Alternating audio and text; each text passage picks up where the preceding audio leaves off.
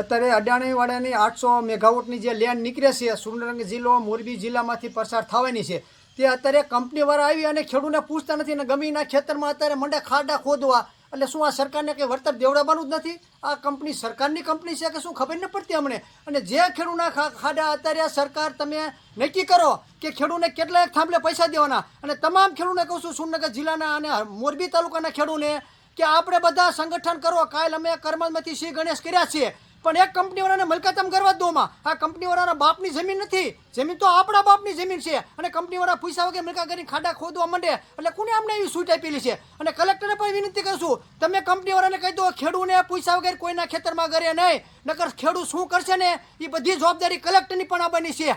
તમામ કહું છું. અને પોલીસવાળાને પણ વિનંતી કરી કહું છું, તમે મંજૂરી લીધા વગર આવતા નહીં, નકર આ ખેડૂત કાયદેસર તમારી માથે પણ કેસ કરવાના છે. એટલે તમે એમ ના માનતા કે ખેડૂત જવા દેવાના છે. અને અડાણીના બાપની કંપની હોય ને તો ભલે હોય, ખેડૂતને પૂરું વળતર ચૂકવે.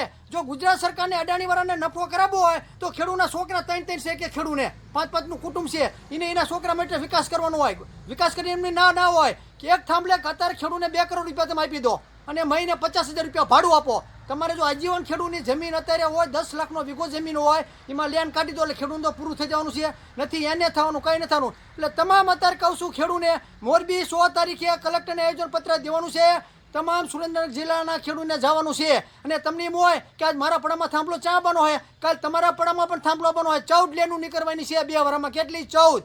એટલે તમામ ખેડૂતને નમ્ર વિનંતી કરું છું, 16 તારીખે મોરબી કલેક્ટર ઓફિસે આયોજન પત્ર દેવાનું છે.